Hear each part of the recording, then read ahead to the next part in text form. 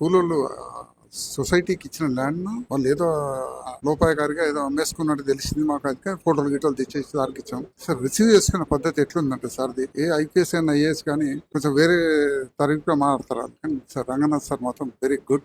Detail గా అడుగుతున్నాడు. అది ఏంది, ఎట్లా ఉంది, ఏమైంది, దీనిలో కేసులు ఉన్నాయా, ఇంకేముంది, మాకు తెలియని విషయాలు కూడా తెలుస్తుంది. తను మాట్లాడుతుంటే అరే మేము ఇది కూడా చెప్పాలని అనిపిస్తుంది. గుడ్ పర్సన్, చాలా బాగా రిసీవ్ చేసుకుంటున్నారు. ఇది హైదరాబాద్ కొనసాగించాల్సిందే. ఇస్తేనే కామన్ పీపుల్ కు ఇంకెక్కడైనా ల్యాండ్ దొరుకుతుంది. గవర్నమెంట్ ల్యాండ్ ఎంత వెనకకి తీసుకుంటే అవసరం ఉన్నోడికి ల్యాండ్ ఇచ్చేటానికి అవకాశం ఉంటుంది. కాబట్టి దీన్ని కొనసాగించాలని మనసారా కోరుకుంటుంది. ఇల్లీగల్ ఓడికి భయం, ఇల్లీగల్ ఓడికి ఏం భయం లేదు. బ్రహ్మాండంగా చేసుకోవచ్చు వాడు ఎవరిది వాళ్ళు.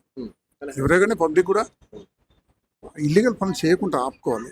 ఎవడో రియల్ ఎస్టేట్ చేసి వాడు అడ్డబెట్టిపోతే పైసలు కట్టి వీళ్ళు నాశనం అవుతుంది. చాలా మంది లోపల చూస్తున్నాం సార్. తిడతారు, ఎందుకంటే ఆయన ఇల్లీగల్ అని తెలియదు వాళ్ళు కొన్నప్పుడు. వాడు ల్యాండ్ కొనో ప్లాట్ కొన్నాడో ఏదో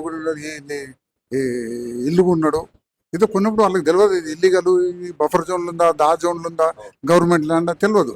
తెలియకుండా పోతున్నారు. తెలుసుకోవాల్సిన ఆలోచన కూడా చేస్తలేరు వాళ్ళు. ఏంటంటే అగ్గు వస్తుంది అనుకుంటారు, దేనికి పోతారు కొంటారు.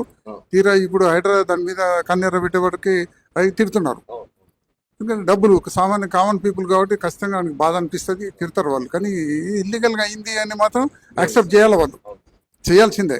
అంటే గుడ్ వర్కింగ్, మంచి పని చేస్తున్నారు. ఇది కూడా కొనసాగిస్తారని కోరుకుంటున్నాను.